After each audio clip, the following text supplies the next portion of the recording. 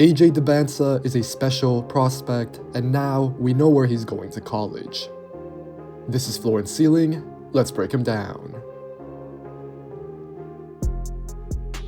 AJ Dybantsa made his college decision a few minutes ago, and the 6'9" wing playing for Utah Prep is every bit of a generational talent.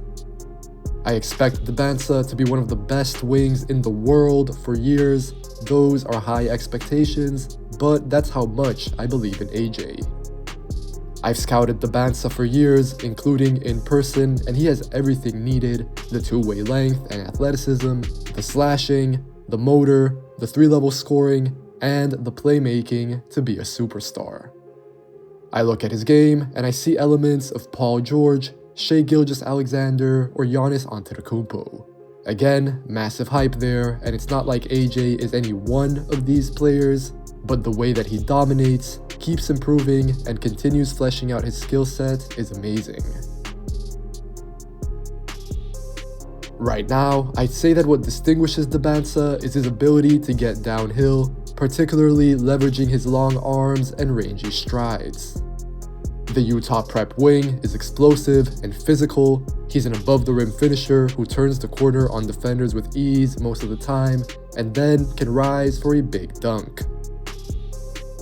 If not, then Dybantsa does a great job leveraging his length to both create space and come up with seemingly awkward finishes.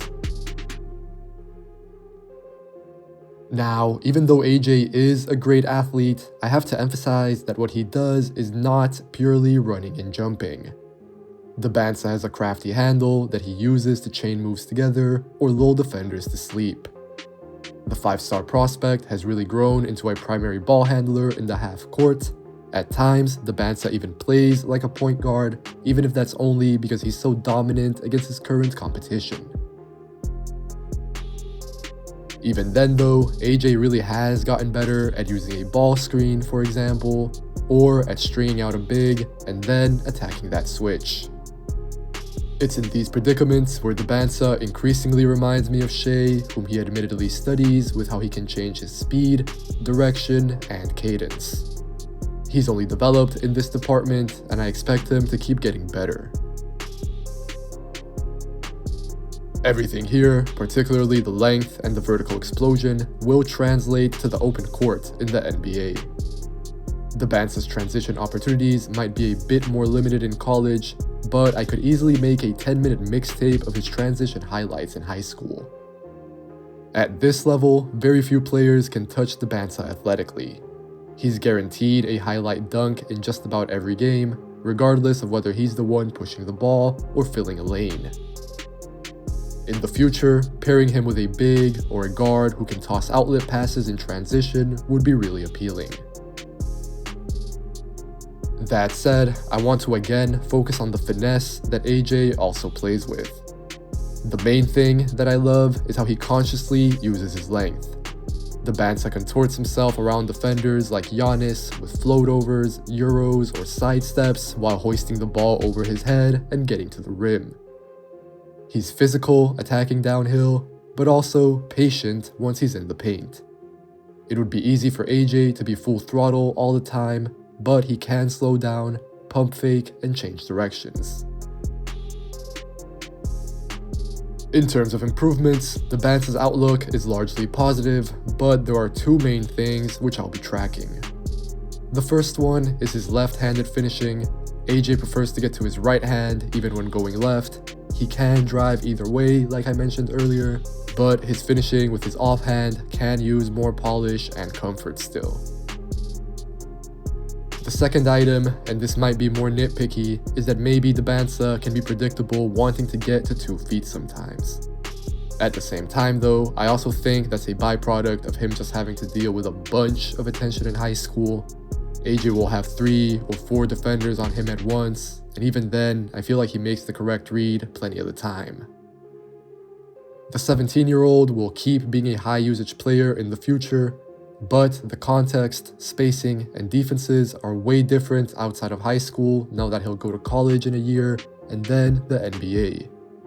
The most I've seen Dybantsa struggle so far was against a front court that featured both Caleb Wilson and Cameron Boozer, who both look like potentially elite defensive prospects. The other highly enticing part of AJ's game is his pull-up ability. I think Dybantsa is a drive-first sort of player right now, that's how everything else kinda opens up for him, but his shot making is a real factor. I think that his polish off the bounce has really come along over the last 2 years or so, coinciding with the development that's also taken place to AJ's handle. The 5-star wing is a versatile shot creator who can go get you a bucket. We've seen that now across various contexts in EYBL play, with prolific prep last year, now with Utah prep, or with Team USA in FIBA play. I find Dybantsa to be deliberate, usually not wanting to take more than 2 or 3 dribbles once he gets into his move. He's quick and aggressive, plus he's huge with a clean enough shot, I think, to not be threatened by most defenders. Until the last year, I thought that there were times where AJ could look a little bit mechanical as if he was working out in a gym, but I think he's really grown and developed as a self-creator overall. Dybantsa's shot diet is pretty good already for my liking, but I also think it will get easier in the future when entire defenses are not only looking at him. At his peak, and this is how much I believe in Dybantsa, I think that he should be one of the top scorers in the entire NBA. Part of this should also be because he'll fit off-ball roles, even though he's largely played on the ball until now due to his sheer talent. Let me be crystal clear, I don't want to move Dybantsa off the ball, but it's crucial in today's NBA that he can play next to other ball handlers and make quick decisions off the catch. I trust Dybantsa's shooting off the bounce, and I think that he can make spot-ups too, but I do want to see his three-point volume go up.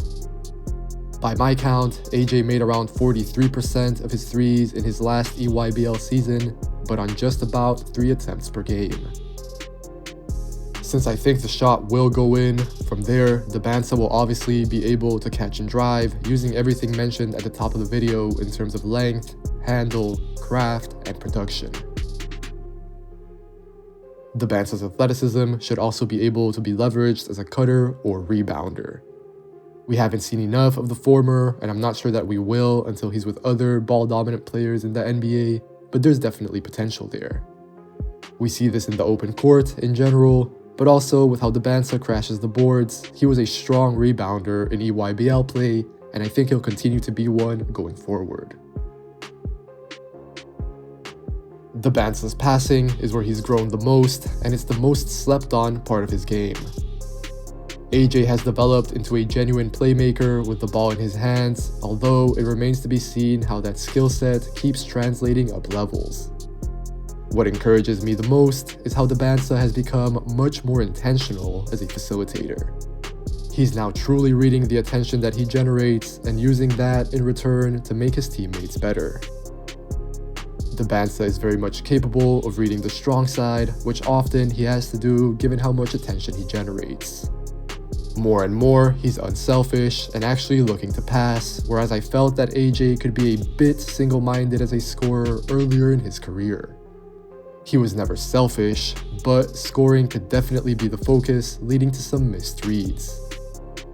Now, this will be a different tale in college, but I genuinely believe that real improvement has occurred. Another important thing to highlight is that Dybantsa can pass on the move. He leverages his size to see over the top, and his accuracy has gotten much more consistent now too. The 6'9" wing plays with more flash than I believe that he's given credit for. Some of Dybantsa's deliveries can be pretty creative, and he's really starting to predict defenses as a facilitator. I'll dive deeper into AJ Dybantsa's defense at a future date, but here are the basics. First, I'm not sure that he's ever really been challenged on this end yet. Right now, the Utah prep wing is good enough to roam, disrupt, and pop up everywhere, but without too much discipline against a lot of his competition. Then second, the tools are tremendous. Dybantsa is listed at 6'9", but I think he'll be taller than that. Then, AJ also plays incredibly hard. His motor is worth commenting on. It's not Cooper Flag level, but we see it come up when he gets steals and blocks. Going forward, I want to see him in a more defined defensive role. That probably should come in college, where AJ is given less leeway to gamble and he has to put up more consistent efforts.